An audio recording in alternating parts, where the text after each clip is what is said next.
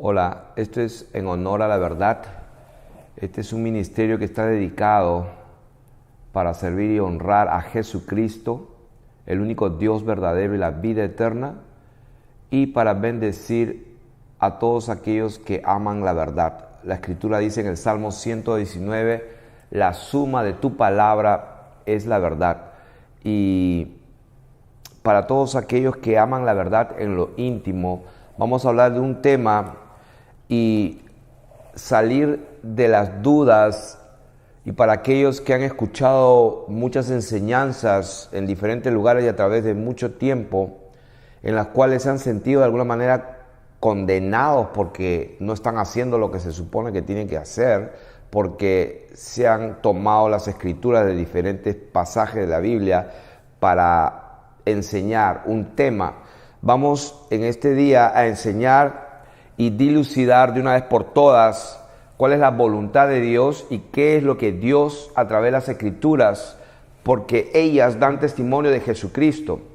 La palabra de Dios dice en primera de Timoteo capítulo 6 versículo 3 que si alguno enseña otra cosa y no se conforma a las sanas palabras de nuestro Señor Jesucristo, está envanecido y no sabe nada, delira acerca de cuestiones y contiendas de palabras, de las cuales nacen envidias, pleitos, malas sospechas, disputas de hombres corruptos de entendimiento y privados de la verdad, que toman la piedad como fuente de ganancia. Vamos a ver qué dice la palabra acerca de lo dimos la ofrenda. La palabra es Dios, la palabra era Dios, era con Dios y la palabra es Dios. Los diezmos y las ofrendas de acuerdo a las escrituras. Y esto es lo que nos interesa. Vamos a darnos cuenta al final de este estudio que muchas personas van a ser liberadas de toda doctrina, de toda fortaleza, argumento y altivez que se ha levantado en contra del conocimiento de la verdad, y han sido cautivadas y han tenido temor porque no diezmaron, porque no dieron, que malditos son, que el ladrón vendrá, el devorador les devorará porque no han cumplido, y etcétera. Vamos a ver cómo las escrituras nos van a hacer libres, porque está escrito en la palabra: conoceremos la verdad y la verdad nos hará libres. Vamos a empezar desde el principio. Quiero decir que en mi estudio personal, a no ser que me equivoque, he encontrado 43 veces que se menciona la palabra diezmo, diezmos o diezmar. 43 veces, 33 veces de ellas se encuentran en el Antiguo Testamento. En el Antiguo Testamento he encontrado 33 veces el término diezmo y diezmar. En el Nuevo Testamento lo he encontrado 10 veces. 7 veces está en el libro de Hebreos, capítulo 7. Y las otras 3 veces están en Mateo y Lucas.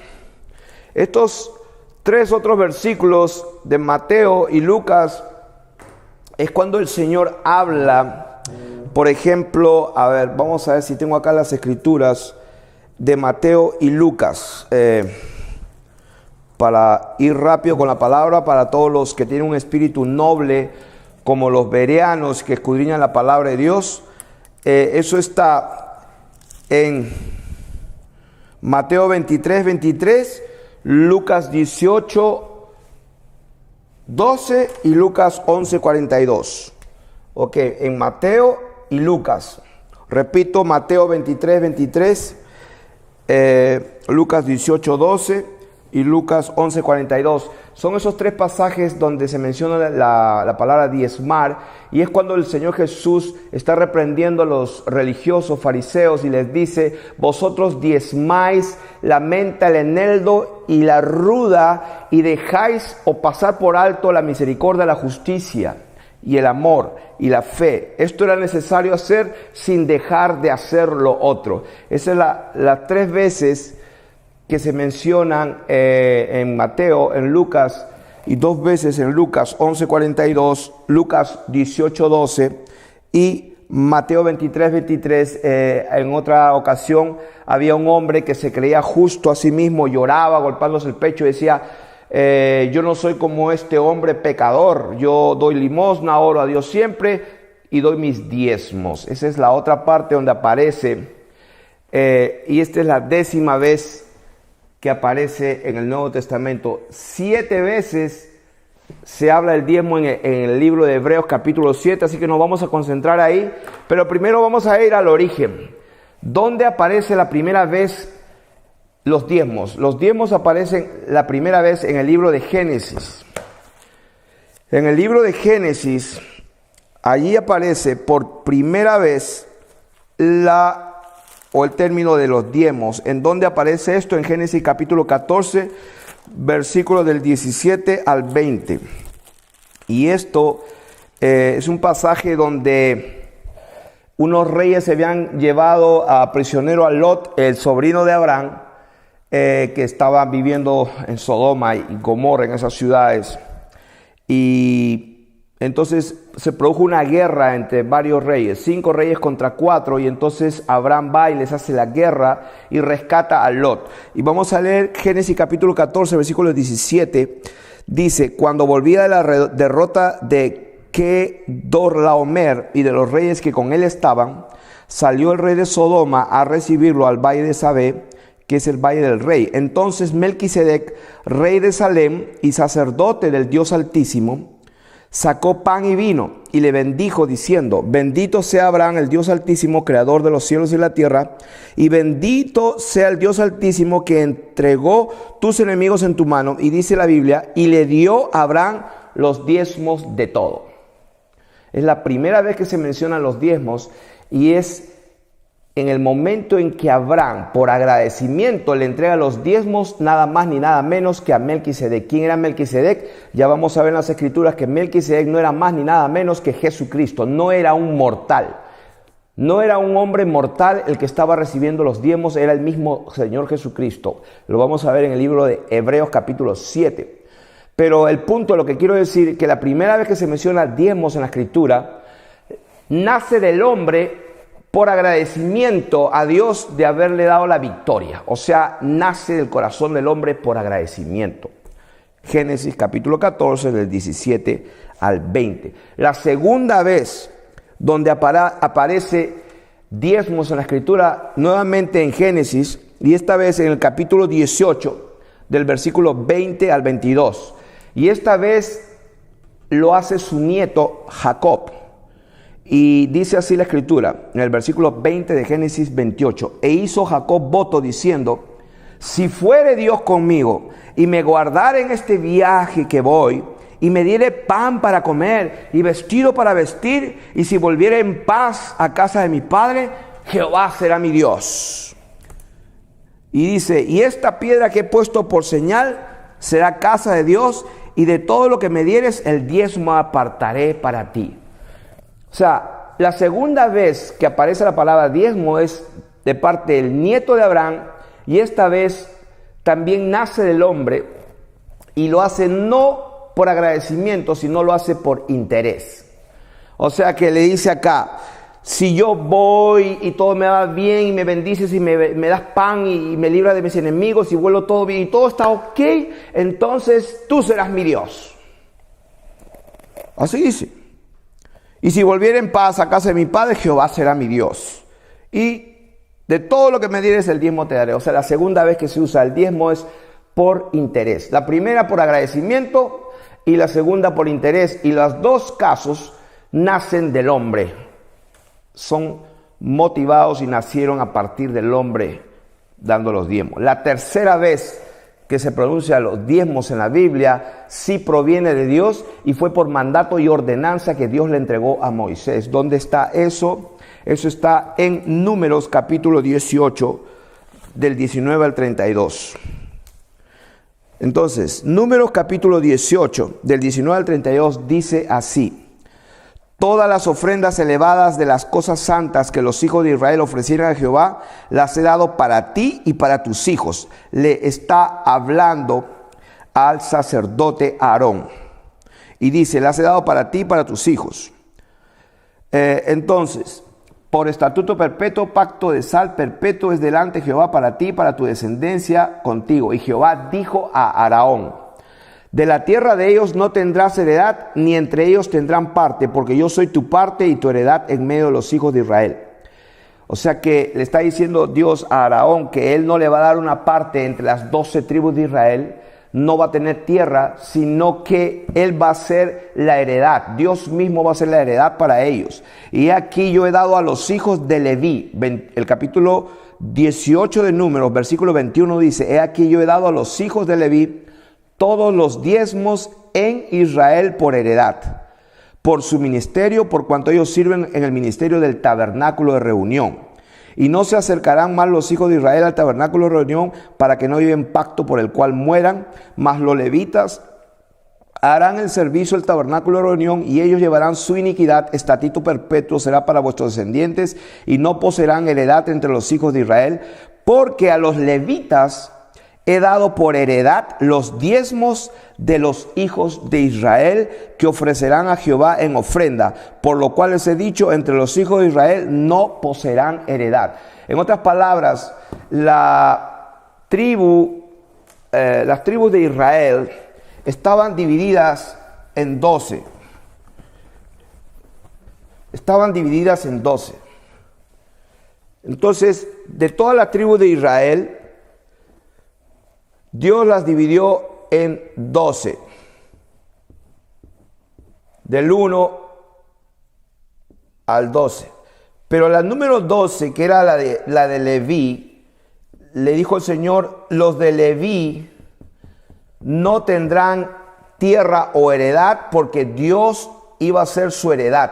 De manera que los de Leví no recibieron una porción de tierra como las demás tribus, porque Dios dijo que Dios iba a ser el que les iba a proveer. ¿Y cómo lo iba a hacer? Las demás tribus le iban a dar el 10% del producto agrícola. ¿Dónde está eso?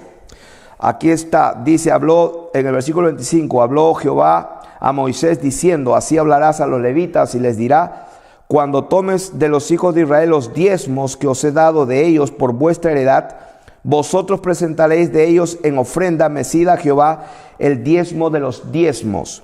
Y se os contará vuestra ofrenda como grano de la era y como producto del lagar. O sea, granos de trigo y de la uva.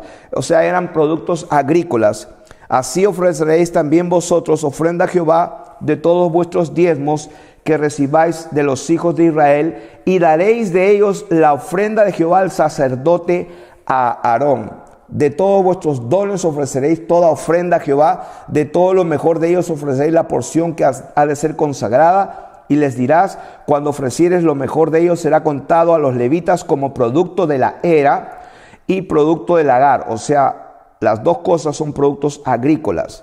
Y lo comeréis en cualquier lugar, vosotros y vuestras familias, pues es vuestra remuneración por vuestro ministerio en el tabernáculo de reunión, y no llevaréis el pecado por ello cuando hubierais ofrecido la mejor parte de él, y no contaminaréis las cosas santas de los hijos de Israel, y no morirás. En otras palabras, 11 tribus daban a los levitas 10%, entonces ellos recibían el 110%. Y entonces los levitas tenían que a su vez dar el 10% a Aarón, y entonces se quedaban prácticamente con el 100%. Cada uno daba el 10%. Ahora, esto fue las ordenanzas que Dios dio a Moisés. Claramente aquí estamos leyéndolo en Números capítulo 18. Ahora vamos a ir al famoso versículo de Malaquías, el famosísimo versículo de Malaquías que está en el capítulo 3. Y dice así. Vamos a leerlo del versículo. Voy a leerlo un poco antes porque me gusta el contexto, para que no haya un pretexto. Habíamos enseñado alguna vez acerca de la exégesis y de la eisegesis. La eisegesis es el tipo de enseñar y escudriñar las escrituras a la conveniencia de una agenda o de un pensamiento ya preconcebido, y entonces usamos las escrituras para dar la enseñanza. La exégesis es ver la palabra de Dios tal y cual, en el momento en que se habló, a quién se le habló, en el contexto correcto, y podemos entonces ver mejor la verdad de Dios. Así que no acomodemos la palabra a nuestros intereses. Estamos viendo entonces, número 1, que la primera vez que se habla de diezmo fue por agradecimiento a Dios. Y la segunda, por interés, para que Dios lo proteja, lo cuide y lo bendiga. Y la tercera vez ya Dios oficialmente ordena, ¿no es cierto?, que los hijos de Israel, al ser divididos por heredades, a la tribu Leví no se le dio heredad porque las otras tribus le iban a dar el 10% de los productos agrícolas para que ellos puedan vivir. Y a su vez los mismos levitas iban a dar el diezmo de los diezmos al sumo sacerdote Aarón. Así fue establecido. Entonces en Malaquías capítulo 3 dice la Biblia, versículo 7, desde los días de vuestros padres os habéis apartado de mis leyes. Quiero subrayar esa palabra leyes. Esa palabra leyes es muy importante porque nos enseña mucho acerca de la palabra de Dios. O sea, la palabra ley es muy importante. Dice, os habéis apartado de mi ley. Malaquías capítulo 3, versículo 7. De mis leyes y no las guardasteis, volveos a mí y yo me volveré a vosotros, ha dicho Jehová de los ejércitos, mas dijisteis, ¿en qué hemos de volvernos? Y ahí viene el versículo 8, dice, ¿robará el hombre a Dios? Pues vosotros me habéis robado y dijisteis, ¿en qué te hemos robado? Dice, en vuestros diezmos y ofrendas. Malditos sois con maldición porque vosotros, la nación toda, estamos hablando de la nación de Israel, quiere decir que los levitas estaban incluidos. Porque si bien es cierto, las 11 tribus que tenían que dar el diezmo a los levitas también tenían que dar el diezmo de los diezmos a Aarón. Entonces dice, la nación toda me habéis robado. Y dice el versículo 10, traer todos los diezmos al alfolí y haya alimento en mi casa. Y probadme, está hablando del tabernáculo de reunión, porque eso es lo que dijo Dios en Números, que eso es lo que le correspondía por su trabajo de ministrar en el tabernáculo de reunión. Trae todos los diezmos al alfolí y hay alimento en mi casa, y probadme ahora en esto, dice Jehová de los ejércitos, si no os abriré las ventanas de los cielos y derramaré sobre vosotros bendición hasta que se sobreabunde. Reprenderé también por vosotros al devorador y no os destruirá el fruto de la tierra, ni vuestra vid en el campo será estéril, dice Jehová, y todas las naciones os será bienaventurados, porque seréis tierra deseable, dice Jehová. Así que estamos hablando de que Dios va a reprender al devorador, y entonces el fruto de la tierra va a ser bendecido, y la vid en el campo no será estéril, etc. En otras palabras, porque no estaban dando los diezmos y ofrendas, les había venido una maldición. Entonces, eso es lo que se enseña muchísimo en todas las iglesias, y me refiero a iglesias, a los lugares donde se congrega mucha gente en el nombre del Señor. Ya hemos enseñado que iglesia es el pueblo de Dios y que no necesariamente en un lugar específico se congrega la iglesia. Enseñamos qué es la iglesia, dónde está la iglesia y quién es la iglesia. Entonces, la iglesia es el pueblo de Dios, y en este caso la nación de Israel, la que había hecho un pacto con Dios, a la que Dios le había dado estatutos y leyes y enseñanzas con Moisés, y lo dice allí. En el mismo libro de Malaquías, donde está escrito lo que estamos leyendo, también más adelante, siguiendo leyendo en el capítulo 4, dice, porque aquí, capítulo 4, viene el día ardiente como un horno, y todos los soberbios y todos los que hacen maldad será estopa. Aquel día vendrá, los abrazará, ha dicho Jehová de los ejércitos, y no les dejará ni raíz ni rama. Mas a vosotros los que teméis mi nombre, está hablando del pueblo de Dios, nacerá el sol de justicia. Está hablando del advenimiento de Jesucristo. Nacerá el sol de justicia y en sus alas traerá salvación. Y saldréis y saltaréis como becerros de la manada. Hollaréis a los malos, los cuales serán ceniza bajo las plantas de vuestros pies en el día que yo actúe, ha dicho Jehová de los ejércitos. Y acá viene el versículo 4. Malaquías 4, verso 4, que está en el mismo libro del famoso versículo trae todos los diezmos al alfolí. Bueno, en ese mismo libro, en Malaquías 4:4 dice, acordaos de la ley de Moisés. ¿Cuál ley? La que le dio Dios en el monte Horeb. Ahí está. Acordaos de la ley de Moisés, mi siervo, al cual encargué en Horeb. ¿Qué cosa encargó Dios? Ordenanzas y leyes para todo Israel. Aquí Dios dice que Dios le dio ordenanzas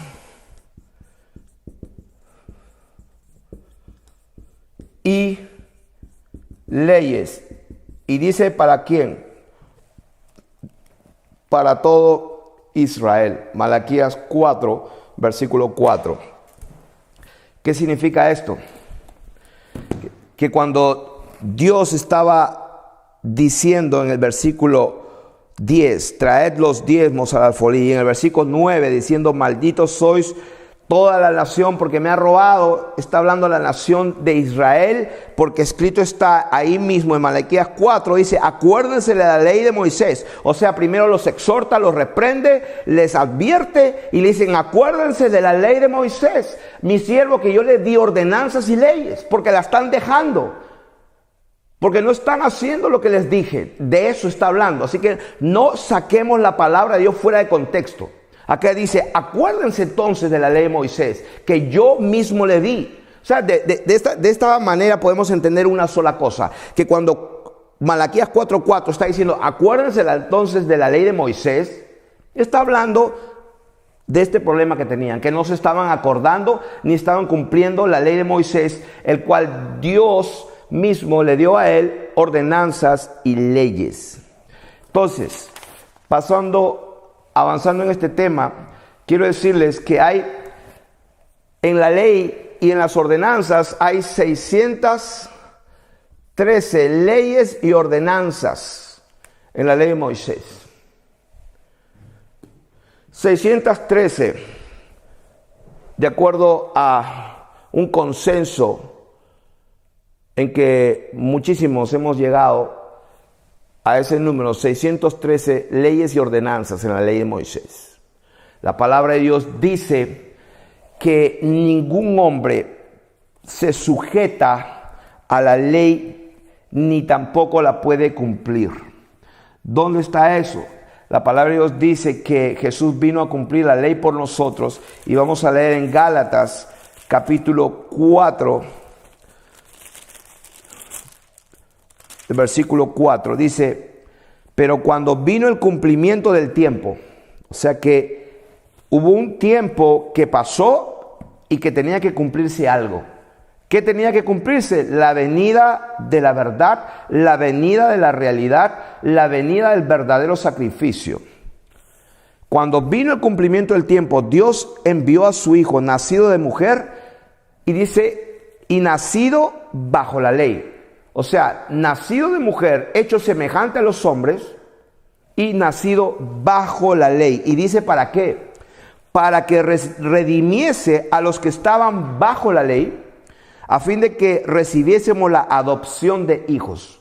O sea, yo quiero que ahora entrelacemos la ley y conectemos ley con adopción. Porque acá dice, no podemos desligar esta verdad, que cuando vino el cumplimiento, Dios envió a Jesucristo, y dice, nacido de mujer y nacido bajo la ley, para redimir a los que estaban bajo la ley, a fin de que recibiésemos la adopción de hijos. O sea que ley antigua, leyes y ordenanzas de Moisés del monte Horeb, y estamos viendo aquí adopción e ser hijos. Entonces, la Biblia dice en Gálatas 4:6, y por cuanto sois hijos, Dios envió a vuestros corazones el espíritu de su Hijo, el cual clama, Abba, Padre. Abba significa papito. Entonces se leería de esta manera, el cual dice, el espíritu del Hijo está en nosotros, el cual clama, papá. Así que ya no eres esclavo, sino hijo, y si hijo, también heredero de Dios por medio de Jesucristo. Entonces dice que ya no somos esclavos, sino somos hijos. Entonces lo que yo quiero enseñar en esta mañana es que es imposible guardar la ley de Dios. Es imposible guardar 613 leyes y ordenanzas, porque lo dice ahí la palabra.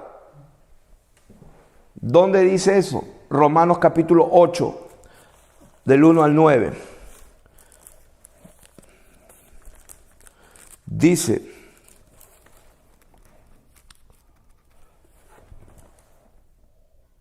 Romanos capítulo 8, del 1 al 9. Dice, voy a leer el versículo 7. Por cuanto los designios de la carne son enemistad contra Dios, porque no se sujetan a la ley de Dios, ni tampoco pueden.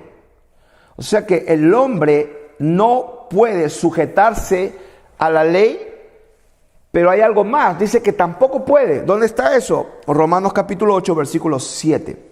Lo voy a leer ahora desde el versículo 1. Ahora pues, dice, ninguna condenación hay para los que están en Cristo Jesús, los que no andan conforme a la carne, sino conforme al Espíritu. Y quiero que mantengamos presente en esta enseñanza la relación entre la nueva ley y el espíritu de vida y el ser hijos, el ser adoptados. O sea que antes la antigua ley y la nueva ley. Esta no se podía sujetar, el hombre no se podía sujetar ni tampoco la podía cumplir, como dice el versículo 7, que no se sujetan a la ley de Dios ni tampoco se puede.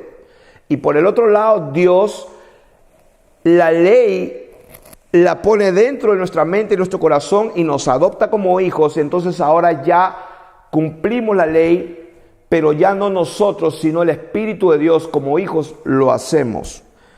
Entonces, ¿qué tiene que ver esto con las ofrendas y los diezmos?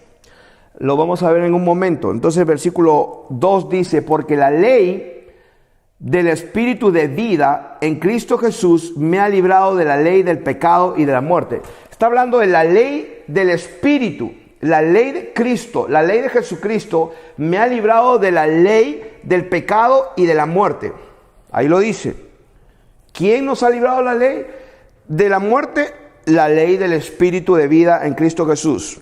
Porque lo que era imposible para la ley, por cuanto era débil por la carne, Dios enviando a su Hijo en semejanza de carne de pecado, y a causa del pecado, dice, condenó al pecado en la carne, para que la justicia de la ley se cumpliese en nosotros, que no andamos conforme a la carne, sino conforme al Espíritu, porque los que son de la carne piensan en las cosas de la carne, pero los que son del Espíritu en las cosas del Espíritu. Porque el ocuparse de la carne es muerte, pero el ocuparse del Espíritu es vida y paz. Por cuanto los designios de la carne son enemistad contra Dios, porque no se sujetan a la ley de Dios, ni tampoco pueden. Y los que viven según la carne no pueden agradar a Dios.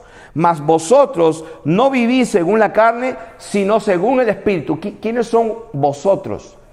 Ahí dice, mas vosotros no vivís según la carne, sino según el Espíritu, si es que el Espíritu de Dios mora en vosotros. Y si alguno no tiene el Espíritu de Cristo, no es de él. Entonces estamos hablando aquí de que en el mismo capítulo 8 dice, el Espíritu mismo da testimonio a nuestro espíritu de que somos hijos de Dios. Por eso dije en un momento, vamos a relacionar la palabra ley con hijos. Y dice, y si hijos también herederos, herederos de Dios y coherederos con Cristo, si es que padecemos juntamente con Él, para que juntamente con Él seamos glorificados. Entonces, ¿de qué estamos enseñando aquí? Estamos enseñando de que las ofrendas y los diezmos, de acuerdo a la ley, no se pueden guardar ni cumplir. Jesús los cumplió por nosotros. Él nació de mujer y bajo la ley para cumplir la ley. Él la cumplió a perfección para que su justicia, lo que Él hizo a perfección, nos lo entregue a nosotros y nos dé su espíritu en un nuevo pacto. Ahora nosotros ofrendamos y damos aún más que el diezmo. Y vamos a explicarlo eso en un momento. Estábamos diciendo que algunos dirán que tiene que ver los diezmos y las ofrendas, de acuerdo a las Escrituras, con lo que estamos hablando, tiene todo que ver. Porque el Señor Jesucristo vino para cumplir la ley. El cielo y la tierra pasarán, pero su palabra no pasará. Ni una jota ni una tilde de la ley se va a cumplir. Y en Lucas capítulo 16, versículo 16 al 17, dice, la ley y los profetas eran hasta Juan. O sea que la ley y los profetas llegaron hasta Juan. La ley y los profetas llegaron hasta Juan. Lucas capítulo 16, versículo 16. La ley y los profetas eran hasta Juan. Desde entonces, o sea, desde ese punto, el reino de Dios es anunciado y todos se esfuerzan por entrar en él. Pero más fácil es que pasen el cielo y la tierra que se frustre una tilde de la ley. En Mateo capítulo 11, versículo 11 dice, de cierto os digo, entre los nacidos de mujer no se ha levantado otro mayor que Juan el Bautista. O sea que el Señor Jesús dando testimonio de un hombre y dice que entre los que nacieron de mujer no se ha levantado uno más grande, mayor que Juan el Bautista. Ahí lo dice. Pero la palabra de Dios dice también, pero, hay un pero bien grande, pero el más pequeño en el reino de los cielos mayor es que él. O sea, ¿cómo es eso? Jesús diciendo que no se ha levantado otro nacido de mujer mayor que Juan el Bautista, pero que sin embargo el más pequeño, el más pequeñito en el reino de los cielos es mayor que él. ¿Cómo se entiende esto? Esto se entiende de esta manera y de la única manera. La palabra de Dios, que la ley y los profetas es hasta Juan, hasta allí. Porque de aquí para adelante entra el reino de los cielos, entra el nuevo pacto, cambia el sacerdocio, cambia la ley por una nueva ley, la ley de Cristo, la ley de la libertad, la ley del espíritu de vida en Cristo Jesús, que nos libra de la ley del pecado y de la muerte. Es una nueva ley, cambio de sacerdocio, cambio de ley. Ahora lo vamos a ver, pero queremos entender esto. Dice, desde los días de Juan el Bautista, versículo 12 de Mateo 11, desde los días de Juan el Bautista hasta ahora, desde los días de Juan Bautista hasta ahora, donde estaba el Señor Jesús hablando, dice la Biblia, el reino de los cielos sufre violencia y los valientes o los violentos lo arrebatan. Porque todos los profetas y la ley profetizaron hasta Juan. ¿Dónde está eso? Mateo 11, 13. Todos los profetas y la ley profetizaron hasta Juan.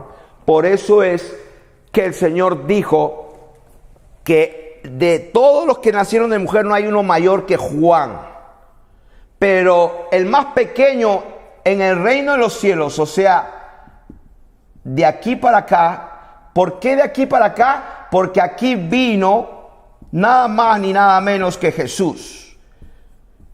Y entonces el más pequeño que reciba el nuevo pacto, y vamos a ver cómo es el nuevo pacto, el más pequeño va a tener la capacidad de no solamente cumplir los 613 mandamientos y ordenanzas, sino aún mucho más. Y por eso es que en la palabra de Dios, nosotros en el nuevo pacto no damos los diezmos solamente, damos la vida entera. Jesucristo dijo, si alguno quiere ser mi discípulo y no renuncia a todo lo que posee, no puede ser mi discípulo. Wow, o sea que ahora la cosa es más fuerte. Claro que sí. Jesús dijo, oísteis que fue dicho a los antiguos en la ley, no matarás, pero yo os digo, o sea, yo os digo, en el nuevo pacto sí es posible. Por eso que la gente no entiende. Oíste que fue dicho, no matarás, pero yo os digo que cualquiera que se enoje contra su hermano será culpable de juicio. Y cualquiera que le diga fatuo, necio a su hermano será culpable ante el concilio, y cualquiera que le diga fatuo será expuesto al fuego. Oíste que fue dicho, no perjurarás, pero yo os digo que vuestro sí sea sí y vuestro no sea no. Oíste que fue dicho, no adulterarás, pero yo os digo que cualquiera que mira a una mujer para codiciarla ya adulteró. ¿Qué estamos hablando? Estamos hablando de que, si bien es cierto, Juan él era el mayor, pero en el reino de los cielos el menor es mayor que Juan. ¿Por qué? Porque en el reino de los cielos, con el nuevo pacto, ahora Dios se mete en el corazón y en la mente, y las leyes que antes estaban escritas en tablas de piedra para cumplir, ahora esas leyes Dios las pone dentro de nuestra mente, en nuestro corazón, y nos da la potestad de ser hijos de Dios, porque Él pone el Espíritu de su Hijo dentro de nosotros, y es el Espíritu dentro que hace que andemos en victoria. La palabra de Dios dice que los que somos nacidos de Dios no practicamos el pecado, porque dice, la simiente de Dios permanece en nosotros y no podemos pecar porque somos nacidos de Dios. ¿Dónde está eso? Primera de Juan capítulo 3. Entonces, estamos hablando de que por qué Jesús dijo que Juan, siendo el más grande, nacido de mujer, en el reino de los cielos el más pequeño era mayor que él. ¿Por qué? Porque él estaba estableciendo un nuevo pacto que lo había dicho en Jeremías. En Jeremías capítulo 31, versículo 33, ahí está el famoso pacto que él prometió y dijo así: este es el pacto, Jeremías 31:33, que haré con la casa de Israel después de aquellos días, dice Jehová. Daré mi ley en su mente y las escribiré en su corazón, y yo seré a ellos por Dios y ellos me serán por pueblo, y no enseñará más ninguno a su prójimo ni ninguno a su hermano diciendo conoce a Jehová, porque todos me conocerán. ¿Por qué? Porque yo perdonaré la maldad de ellos y no me acordaré más de sus pecados. ¿Dónde está también eso? En el nuevo pacto, en Hebreos capítulo 8, la palabra de Dios dice de esta manera, hablando del pacto, y vamos a unir los diezmos y las ofrendas con la ley y el pacto. Capítulo 7 de Hebreos, dice la Biblia, cuando uniendo la primera parte de la enseñanza, este Melquisedec, voy a leer el versículo 1, este Melquisedec, rey de Salem, sacerdote del Dios Altísimo, que salió a recibir a Abraham, que volvía de la derrota de los reyes, y le bendijo, a quien asimismo dio a Abraham los diezmos de todo. Esa es una vez que se repite. Cuyo nombre significa primeramente rey de justicia y también rey de Salem, esto es rey de paz, sin padre, sin madre, sin genealogía, que ni tiene principio de días ni fin de vida, sino hecho semejante al Hijo de Dios, permanece sacerdote para siempre. Este Melquisedec era Jesucristo mismo. Considerad pues cuán grande era este, a quien aún Abraham el patriarca dio diezmos del botín. Ciertamente los que reciben de entre los hijos de Leví reciben el sacerdocio, tienen mandamiento de tomar el diezmo del pueblo, según la ley, es decir, de sus hermanos, aunque estos también hayan salido de los lomos de Abraham. Pero aquel cuya genealogía no es contada de entre ellos tomó de Abraham los diezmos y bendijo al que tenía las promesas. Y sin discusión alguna, el menor es bendecido por el mayor. Y aquí ciertamente reciben los diezmos los hombres mortales, o sea, los levitas. Pero allí uno de quien se da testimonio de que vive. Y por decirlo habrá así, en Abraham pagó el diezmo también Leví, que recibe los diezmos. Y aquí en todas estas palabras están las 7 veces donde se pronuncian diezmos en el Antiguo Testamento. En el Nuevo Testamento se encuentran 10 veces la palabra diezmo, y las 7 están aquí. Las otras 3 están en Mateo y Lucas, cuando Jesús habla de que los religiosos diezmaban la ruda, las hortalizas y todo, y dejaban lo más importante, que era la justicia, la misericordia y la fe. Entonces ahí se completan las 10 veces que en el Nuevo Testamento se habla de diezmos. Entonces, el punto de lo que quiero decir aquí es el versículo 12. Porque cambiado de sacerdocio, necesario es que haya también cambio de ley. O sea que cuando se cambia el sacerdocio, se cambia también la ley.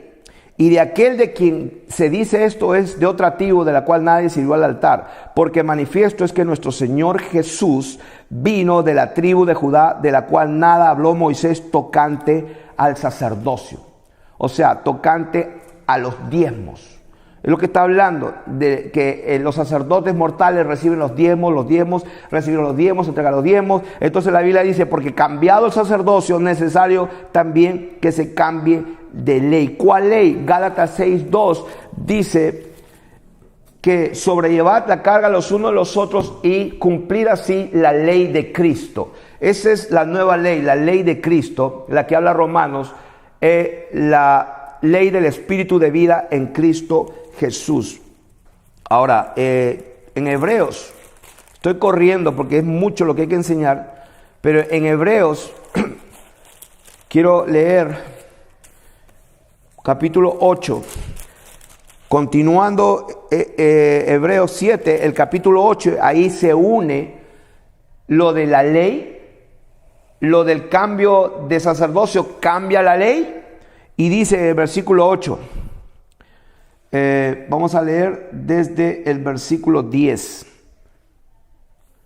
Por lo cual dice: este es el pacto que haré con la casa de Israel después de aquellos días, dice el Señor. Pondré mis leyes en la mente de ellos y sobre su corazón las escribiré, y seré a ellos por Dios y ellos me serán por mi pueblo. Y ninguno enseñará a su prójimo ni ninguno a su hermano diciendo: conoce al Señor, porque todos me conocerán desde el menor hasta el mayor, porque seré propicio a sus injusticias y nunca más me acordaré de sus pecados.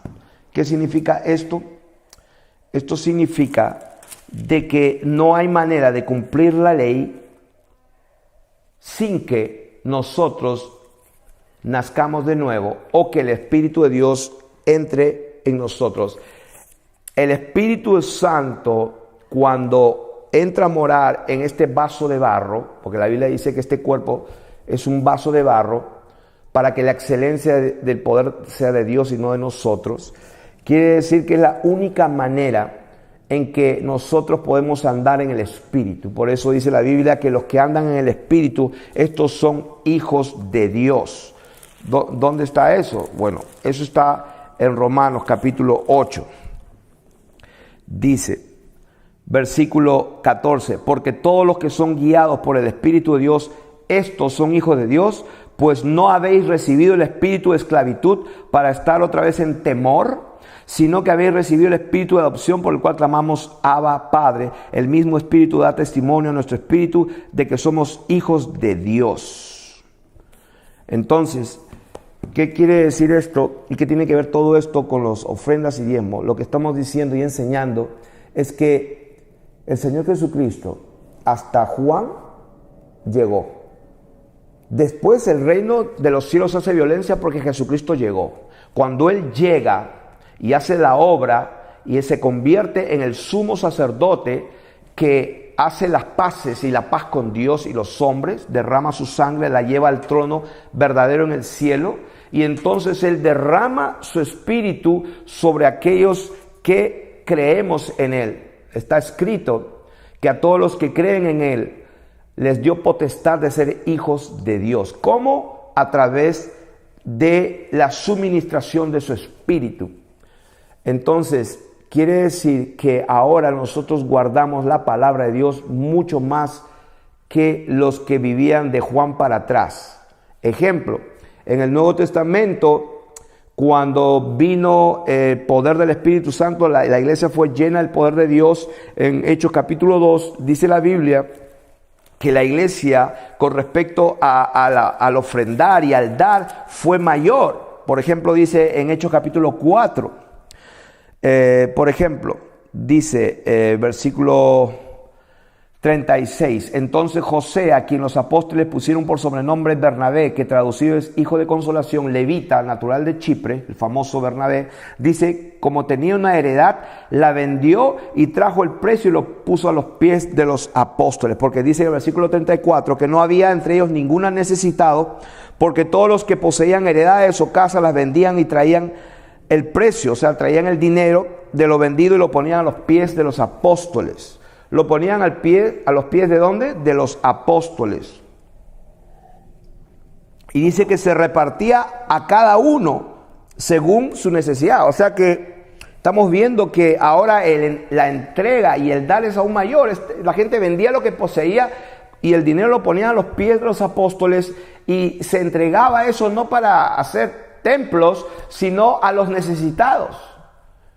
O sea que el propósito de ofrendar no es para construir edificios, sino para ayudar a los pobres y a los necesitados. Jesucristo mismo daba limosna a los pobres y a los necesitados. ¿Dónde está eso? Juan capítulo 12. Todos conocemos la historia donde el Señor tenía una bolsa que la tenía a cargo Judas, el traicionero.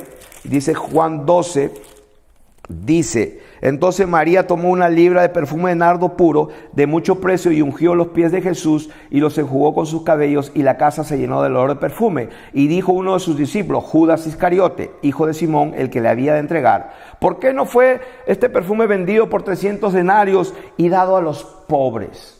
O sea que había una costumbre de que Jesús en su ministerio tenía dinero y se lo daba a los pobres. Pero esto dijo no porque se cuidara de los pobres, sino porque era ladrón y teniendo la bolsa sustraía lo que se echaba en ella. Entonces Jesús le dijo, déjala para mi día de sepultura, guardad esto, porque a los pobres siempre lo tendréis con vosotros. Cuando Jesucristo se manifiesta y se le revela a Pablo, porque Pablo dijo que yo el evangelio no lo recibí ni lo aprendí de hombres, sino por revelación de Jesucristo, como dice Gálatas capítulo 1. Jesucristo se revela a Pablo y le enseña el evangelio. Y entre todas las cosas que le enseña de todo. Y cuando Pablo, después de 14 años de haber tenido esa experiencia con el Señor, va a Jerusalén y se encuentra con los famosos apóstoles. Y dice la palabra de Dios en Gálatas capítulo 1, me parece. Dice que Pablo, los grandes, que se supone que eran los grandes apóstoles, dice que nada nuevo le comunicaron. Lo único que le dijeron, algo medio nuevo, es que nos acordemos de los pobres. Y dice Pablo en Gálatas que fui solícito en hacer. ¿Dónde está eso? Gálatas, dice el capítulo 2, solamente nos pidieron, versículo 10, que nos acordásemos de los pobres, lo cual también procuré con diligencia hacer. El dar a los pobres, el dar limosna y donativos, para Dios es importante. Tanto así que Dios vio las limosnas de un hombre llamado Cornelio, el cual era el padre de familia de la primera casa gentil que se convierte al Señor Jesucristo. Cornelio con toda su casa. Y Dios envió un ángel. Y el ángel le dijo, tus oraciones y tus limosnas han llegado a Dios. Yo sé que para Dios el dar ofrendas y limosnas es algo bueno. Ahora, ¿qué pasó con las ofrendas en el tabernáculo de reunión y en el templo? Bueno, la Biblia dice que el Señor Jesús miraba cómo echaban las ofrendas en el templo un día y vio una mujer viuda que echaba unas blanquitas y dijo a los discípulos, ella dio más que todos. Y estaba viendo en el templo los que echaban ofrendas, él estaba en el templo. Pero ¿qué dice Marcos capítulo 12? Cuando él estaba viendo y le dice, ella echó de su pobreza todo lo que tenía. Y dice la Biblia en Marcos capítulo 13, saliendo Jesús del templo, o sea, estaba en el templo viendo cómo echaban las ofrendas en el templo, le dijo uno de sus discípulos, maestro, mira qué piedra, mira qué lindo templo y qué edificio. Y Jesús le responde y le dice, ¿ves estos grandes edificios? ¿Ves este gran templo? Le dijo, no quedará piedra sobre piedra que no sea derribada. ¿Qué significa esto? Acordémonos, Jesús es Dios, primeramente. Y Él como Dios sabía lo que va a pasar. Así que Él le plació, Él permitió que el templo famoso se destruyera. Punto. ¿Por qué? Porque ya no hay más sacrificio. Él fue el sacrificio. Él es el Cordero de Dios. De manera que ya no se necesitan más templos. Y la única vez que se va a construir un nuevo templo va a ser para que se siente el anticristo, dice la Biblia, el cual se va a oponer a todo lo que se llama Dios y es objeto de culto. Se va a sentar en el trono haciéndose pasar por Dios como Dios. De manera que no hay más templo donde llevar ofrendas. Jesús mismo lo dijo, ¿ves esta piedra, este templo? No quedará nada. Él sabía y lo permitió porque así quiso Él. Y Él es Dios. De manera que hoy, en el Nuevo Testamento, en el libro de los Hechos, podemos ver muchísimas partes cómo es que se hacían las cosas. Por eso el Señor dijo que el mayor de los nacidos de mujer, Juan, el menor en el reino es mayor. ¿Por qué? Estoy dando el ejemplo. Vendían todo, el dar es mucho más sacrificial. ¿Por qué? Porque la verdadera iglesia tenía el espíritu del Hijo en sus corazones. Pero la iglesia de ese tiempo no era cualquier iglesia, era una iglesia cerrada. El mundo no entraba a la iglesia iba al mundo. Y la Biblia dice que el mundo, los demás no se juntaban con ellos. ¿Dónde está eso? Capítulo 5, Hechos capítulo 5.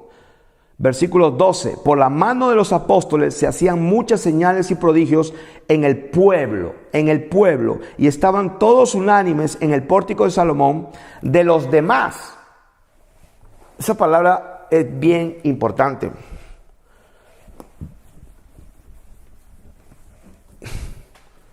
Dice, de los demás. Hechos capítulo 5, versículo 13. De los demás, ninguno se atrevía a juntarse con ellos, mas el pueblo los alababa grandemente. De manera que este ministerio, en honor a la verdad, está dedicado a estar comprometido con la verdad y solamente la verdad.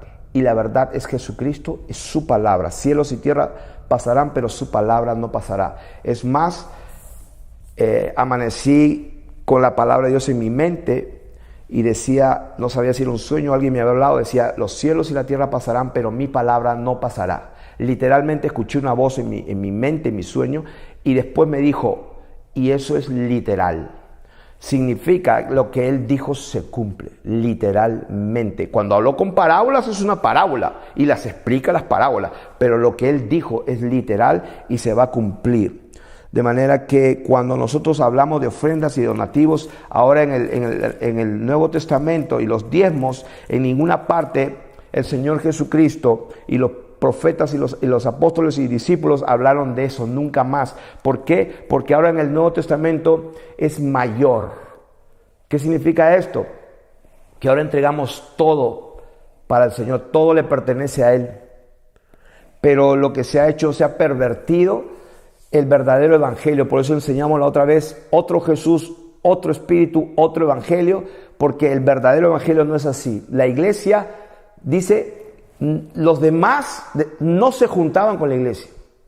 Está escrito ahí. Por eso es que la iglesia se conocían entre ellos y era un círculo cerrado. Y la palabra de Dios dice que Dios añadía a la iglesia a los que habían de ser salvos. Ahora no. Ahora la iglesia invita al mundo. Y el mundo se mete dentro de la iglesia y está más pervertida. No se sabe si el mundo está allí o el mundo está afuera. De acuerdo a las escrituras, en Hechos capítulo 5, de los demás no se juntaban con la iglesia. La iglesia iba al mundo a rescatar a los perdidos, los arrebataban del infierno, dice la palabra de Dios. Los que dudaban los convencían, de los otros los arrebataban del infierno, y de otros tenían misericordia, dice, aborreciendo aún la ropa contaminada de ellos. Entonces, ¿qué estamos enseñando acá? Los diezmos y las ofrendas según las escrituras. Bueno, vamos a leer qué pasaba en 2 Corintios capítulo 8, las ofrendas para los santos. Si yo pudiera leer, y les recomiendo a todos que lean todo el capítulo 8 de 2 Corintios, capítulo 8 y todo el capítulo 9. Ahí está bien explícito todo. Por ejemplo, dice, capítulo 8, versículo 4, pidiéndonos con muchos ruegos que les concediésemos el privilegio de participar en el servicio para los santos. O sea que para los santos. Versículo 2, en gran prueba de tribulación, la abundancia de su gozo y su profunda pobreza abundaron en riquezas de su generosidad. Versículo 11 dice, ahora pues llevad también a cabo el hacerlo, para que no estuvieseis prontos a querer, así también lo estéis en cumplir conforme a lo que tengáis. Versículo 14, la abundancia vuestra supla la escasez de ellos. La abundancia de ellos supla la necesidad vuestra. Versículo 19 dice, y no solo esto, sino también fueron designados por las iglesias como compañeros de nuestra peregrinación para llevar este donativo. Eran donativos, eran ofrendas. Versículo 20, evitando que nadie nos censure en cuanto a esta ofrenda abundante. Capítulo 9 dice, en cuanto a la ministración para los santos. O sea, versículo 5, por tanto tuve por necesario exhortar a los hermanos que fuesen primero a vosotros y preparasen primero vuestra generosidad antes prometida.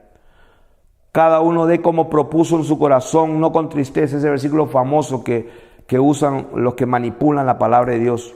está en este contexto. Dice, cada uno dé como propuso en su corazón, no con tristeza ni por necesidad, porque Dios ama al dador alegre. Y poderoso es Dios para hacer que abunde en vosotros toda gracia, a fin de que teniendo siempre en todas las cosas todo lo suficiente, abundéis para toda buena obra. ¿Qué obra? Ahí lo dice, versículo siguiente.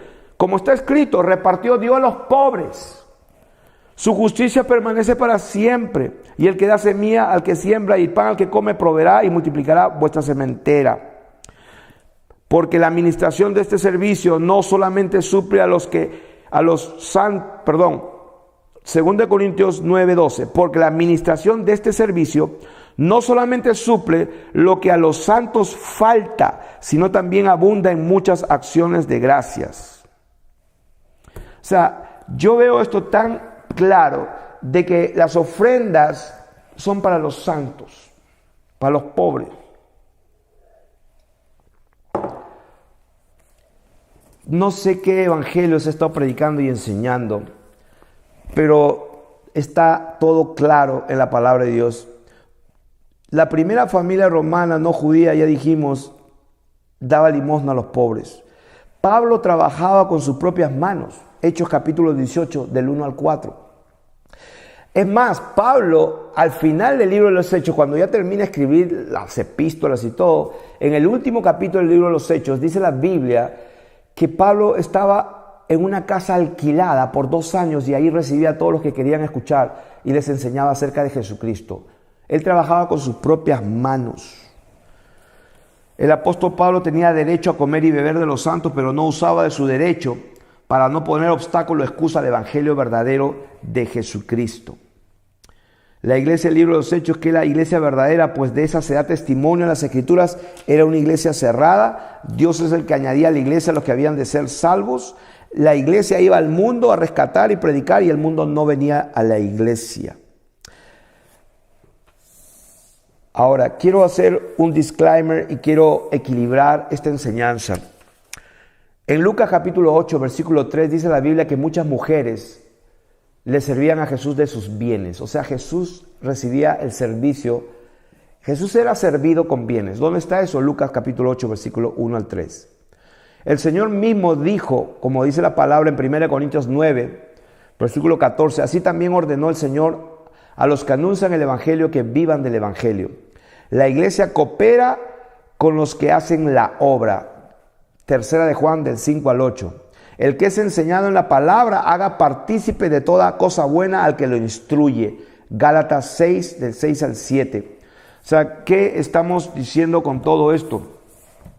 Lo que estamos enseñando aquí, y voy a concluir, que ahora en el nuevo pacto somos hijos de Dios y como hijos ya no somos esclavos, sino herederos de Dios. Renunciamos a todo y todo está en las manos del Señor. Lo que pasa es que la iglesia se ha corrompido a través de los siglos y lógicamente nadie va a vender sus cosas y ponerlo en manos de ¿quién? ¿Dónde están los apóstoles? ¿Dónde están los apóstoles? O sea que todo se ha pervertido, todo se ha corrompido, pero quiero decir que el remanente del Señor puede identificar quién es un siervo de Dios, quién es la verdadera iglesia, y entre la verdadera iglesia debemos de ayudarnos, debemos de entregar todo a los pies del Señor y que el Señor opere por medio de su Espíritu Santo y Él dirija por medio de sus siervos a repartir de acuerdo a la necesidad de cada persona. Ese es el verdadero evangelio. La palabra de Dios dice en Gálatas, como leímos, en Gálatas, sobrellevad la carga los unos de los otros y cumplir así la ley de Cristo. La ley de Moisés pasó, estamos en la ley de Jesucristo. La ley de Jesucristo nos exige más aún. El problema está que se ha tomado el evangelio para enriquecerse y se han enriquecido muchísimo. Pero el Señor Jesús tuvo muchos problemas con los religiosos fariseos y Él les dijo de esta manera: ustedes cruzan el cielo y mar para hacer un prosélito y una vez que lo convierten lo hacen hijo del infierno doblemente. Ustedes oran y devoran las casas de las viudas y por pretexto hacen largas oraciones.